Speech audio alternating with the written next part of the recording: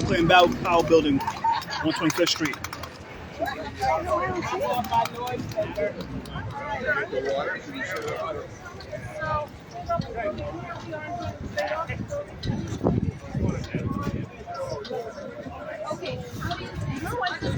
Next week on the top.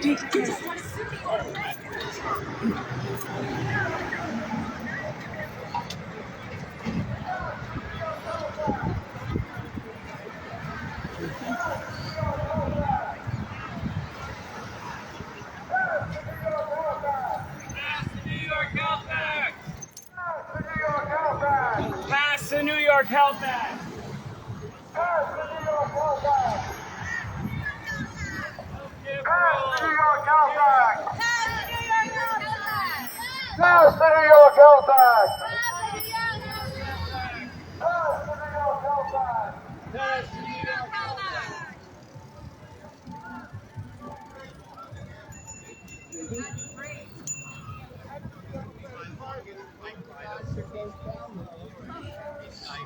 Yeah, it was beautiful reporting along the Hudson and everything. Not crowded. If you want, this is a government building. Yeah, it's a hard state office.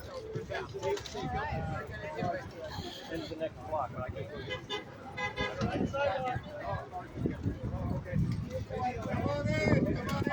Keep coming in. So you biked uptown, did you? Yeah. I'm sorry about that. Let's make sure that. If you want to take a bridge, we can. I mean, I was just taking the Willis. Need water.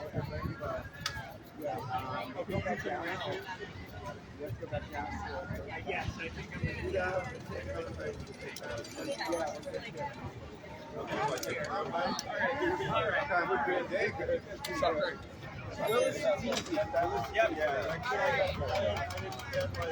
You know where we should be. I think if you're just going back. Everybody, come in. Let's take up some space. Come this way, come this way, come this way. We're taking up some space here.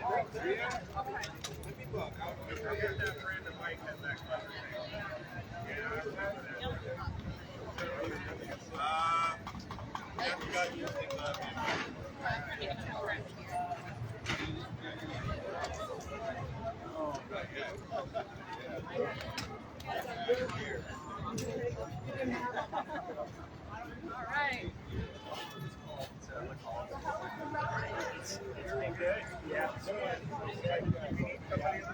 Cyclists, there's water over there. He's here. Yes. City bike station right there. But he did bring a bike. Yeah, I saw the bike. Lisa, take this megaphone. Oh, great. Okay. Cool. Are we starting now? All right, testing. Because then I'll make it to my, Yes. make it to my other thing. All right, welcome to 125th Street. We're in Harlem. Woo! All right. Bikers, bring it in, bikers. All right, bring it in. Come up close. Great job, everyone, for making it all the way up here. I hope you've been enjoying the perfect weather for the bike ride. My name is Alicia. I am a member of DSA, Democratic Socialists of America. I am so excited to be here with all of you fighting for the New York Health Act, universal health care. I am uninsured currently. This makes a big difference in my life, in all of our lives. Universal coverage would be transformational, and it is the right thing. So we have a lot of heavy hitters here today to speak up in Harlem, so I don't want to take any more time. First speaker that I'm going to pass it off to is Mary Louise Patterson, a retired healthcare professional and a longtime activist. So without further ado, I'll pass it over to you.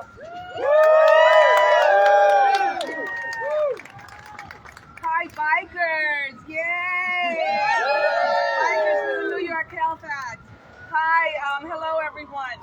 It's great you could be here to show your support for the right of all of us to have decent quality health care guaranteed and not have to worry about it ever again.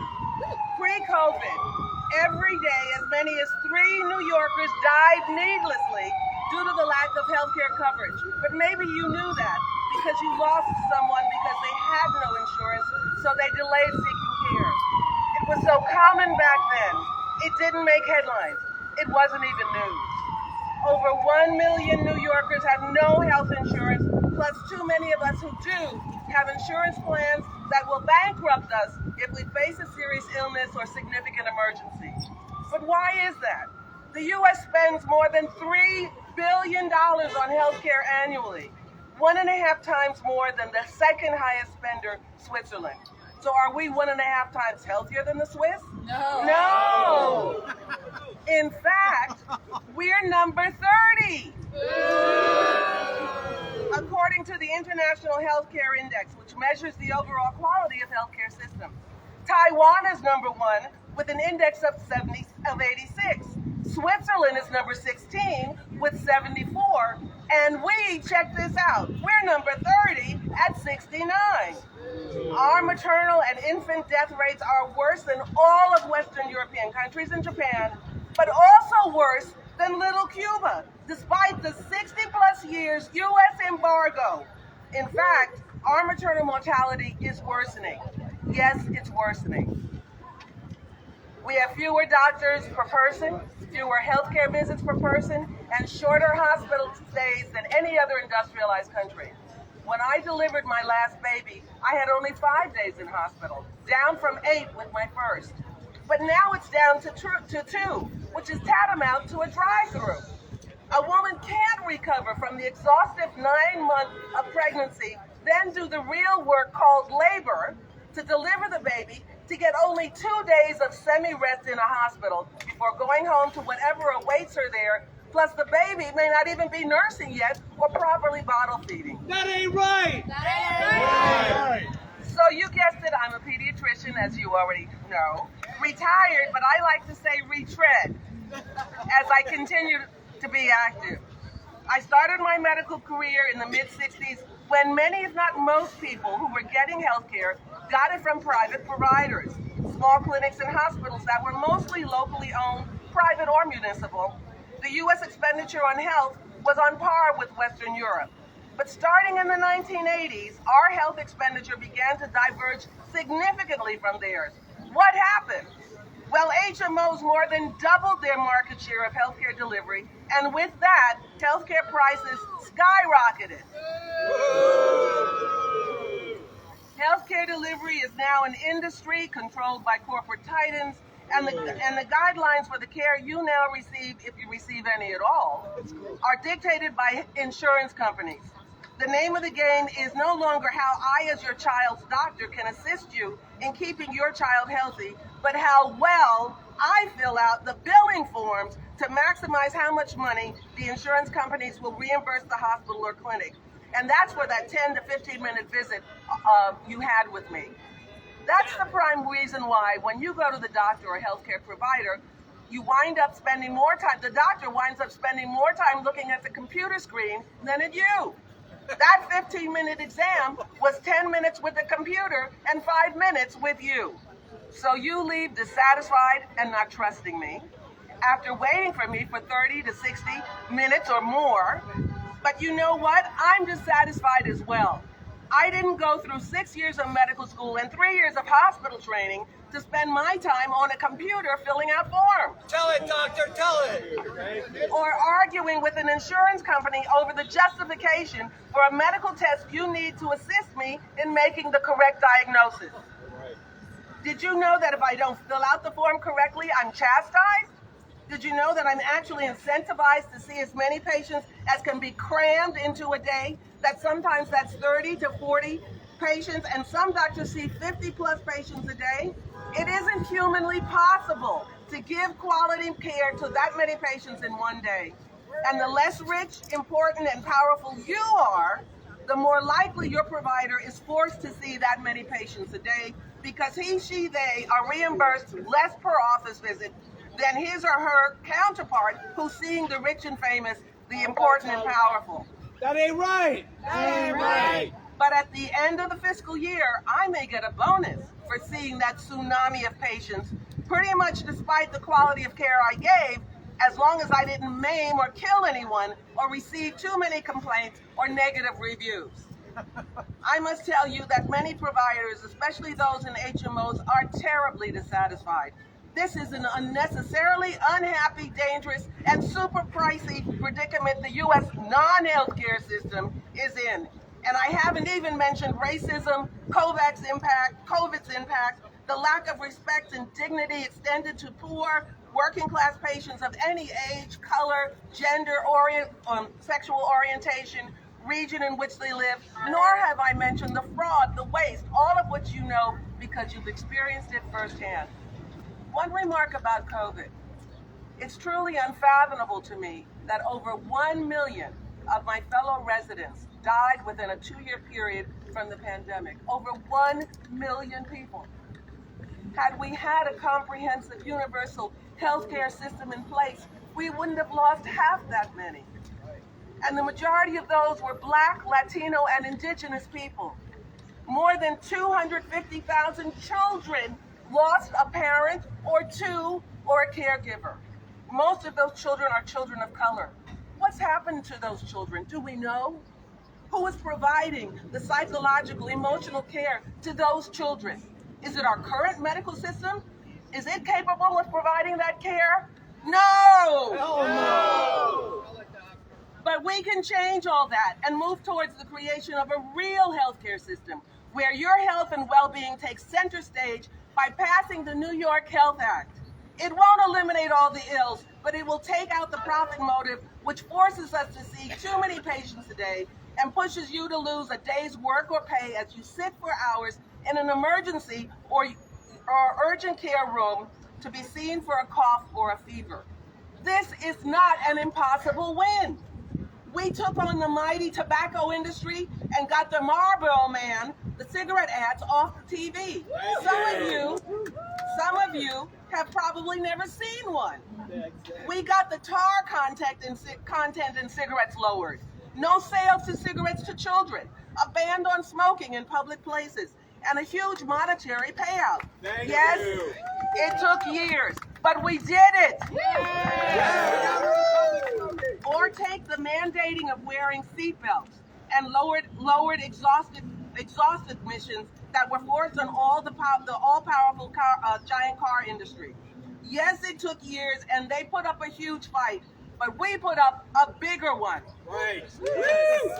We can do the same with the HMOs, the insurance companies, the monster investment corporations, the unscrupulous hedge funders, and big pharma.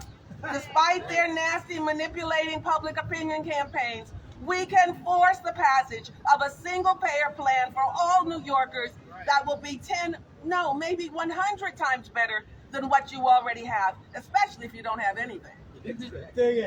You'll be covered for outpatient health and in-hospital care, dental, hearing aids and eyeglasses, psychiatric and long-term care, rehab and healthcare equipment. We don't need the private health insurance industry. They're just greedy nonprofit middlemen. Check them out! I mean non-productive, not nonprofit. Greedy nonproductive. If 11 African countries, 17 Asian countries, 27 European countries, 6 North and Central American countries, 5 South American countries, and 2 oceanic countries all can offer some form of universal health care, surely we can too.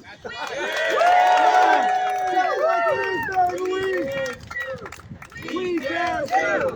We can too! We can too! We can too! That's right, we will.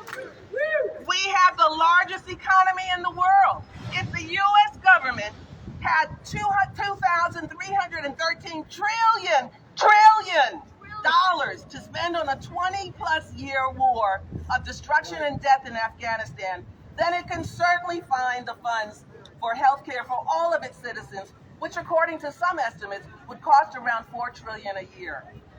And when we do, we'll be happier, our healthcare providers will be happier, the quality of our healthcare will be better, our health and therefore our lives will be better. So get on board and let's pass the New York Health Act. Yay! All right, give it up one more time for Mary Louise Patterson.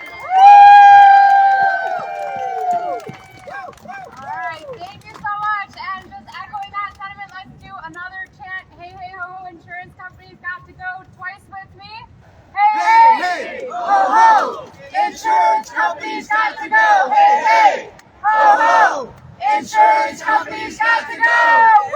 Thank you so much! Our next speaker, because remember, this fight is not only a fight about getting us health coverage, about our health care, about our individual health, but it is also a labor issue. So I want to invite up here Marva Wade, past president of NISNA, an incredible champion fighting for health care and on the labor side of things. So I will pass it over to you.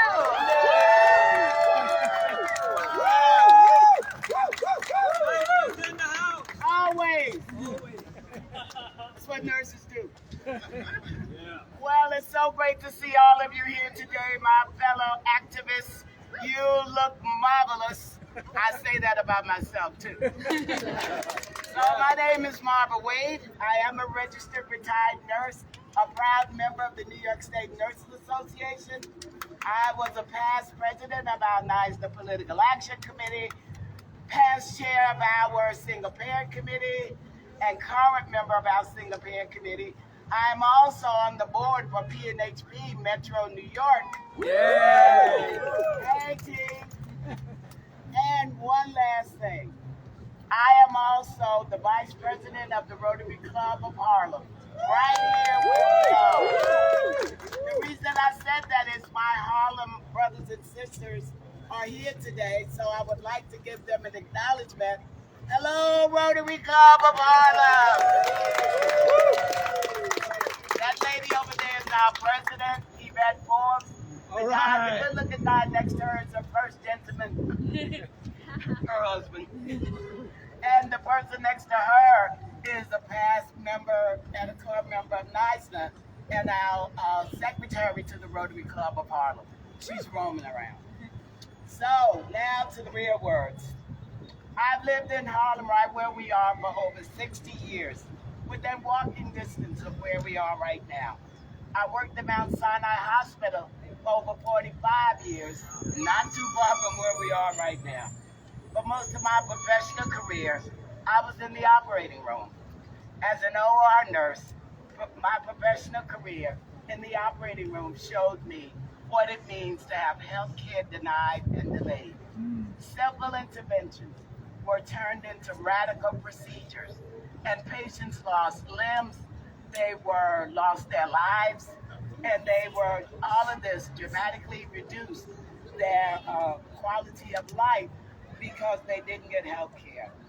I'm also a union member, past president of NISNA, and as a negotiator, I negotiated many contracts where nurses were forced to fight for our own benefits, and that was never easy. Passed up in New York Health Act would mean that unions don't have to fight for benefits. Ever again. We could take that money and put it into safer workplaces, better working conditions, and to give it to nurses that we want to stay in the profession. We are hemorrhaging nurses right now. They are leaving the profession in droves because they are no longer happy. So that would mean that having the New York Health Act would mean we could keep those nurses. Pay the nurses, damn it. I will never turn down money. Well, maybe. So, I've been an advocate for the New York Health Act for over too many years that I care to count. So, Assemblyman Dick Gottfried of the New York Assembly, for the longest time, was a sponsor of the New York Health Act. Had it passed in the Assembly 4 times. And our own Bill Perkins, our own being from Harlem, that I want to recognize, was a sponsor for many years. Gustavo Rivera is now that sponsor. So even though we've been fighting for health care for the longest time, yet our goals have not been achieved, and the inequalities of health care are persistent. Why is that? Why is that?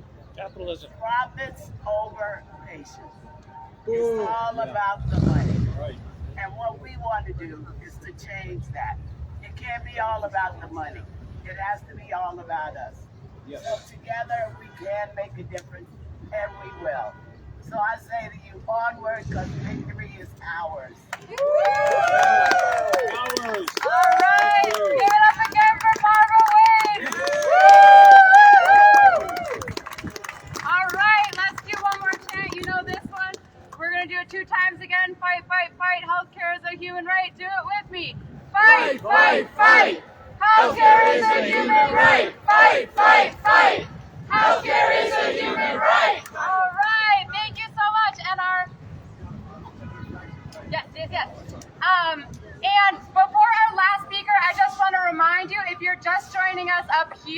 and haven't yet signed in, find someone with a sign-in sheet so we get your information. Maybe raise your hand if you have a sign-in sheet.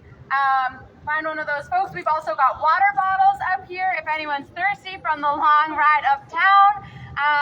But we've got one more speaker. Our Senator Robert Jackson from just a little north of here, an amazing champion for healthcare, and who's here on his bike to finish the ride with us.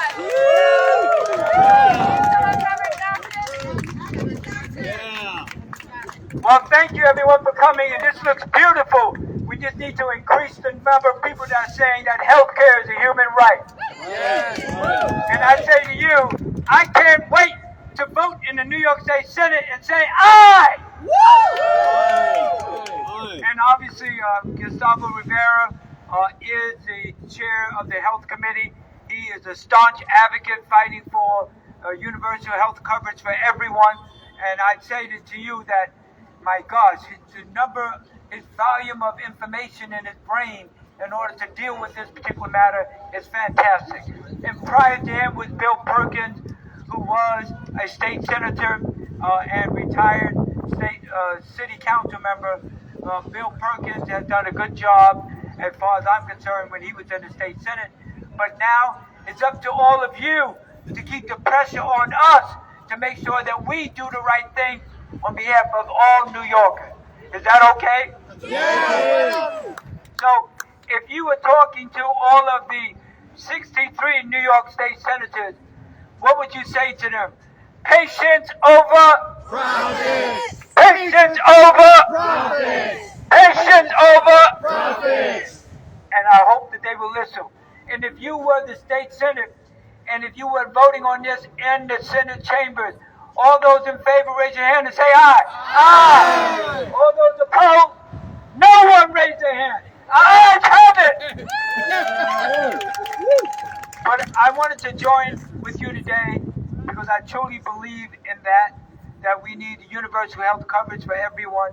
And I would have rode my bike from all the way downtown, but I was uptown at a press conference regarding building of a school. But I wanted to join you here to ride to Lincoln Hospital all the way up in the Bronx. And you know, in the budget, there's a big issue as far as funding the distressed hospitals all over. There's 19 of them that need help. And so keep your representative in the Assembly and Senate, call them up, send them an email, text them, write them a short note, and ask your neighbors to do the same thing in order to keep the pressure on us to do the right thing on behalf of all of us. With that, I say thank you for giving me the opportunity to come here and speak to you. Where's Jenny? Jenny! I thought I saw Jenny. Anyway, thank you for having me the opportunity to speak. Thank you, Senator. Yes. All right, thank you so much, Senator Jackson, and to all of our speakers here in Harlem. And I am going to turn it over to one of our bike marshals to give us instructions for how we're going to complete the ride. Yeah. All right. Cheer for the marshals. I think Robert Jackson just wanted to acknowledge you. So, all right. All right. Okay. What, you want to say something? So if you don't know, this young woman, Jenny, she is an Inwoodite. She lives up in Inwood. Bottom line is that she's running for public office, party office as a Democratic district leader. And she is committed to having patience over profit. Go, Jenny! Go, Jenny! Go, Jenny! Yeah. All right. So we're gonna take the Madison Bridge. So once you get your helmet on and everything, in about 3 minutes, our goal is to be on that street over there, heading north. We're gonna make a right on 128th Street and a left on Madison. All right. We're gonna stay in a nice group. We're gonna be on the bridge. It's gonna be exciting. It's gonna be safe, and that's what we're doing. All right. Good plan. If you need water, come find one of the marshals or something. Do we have any one of these?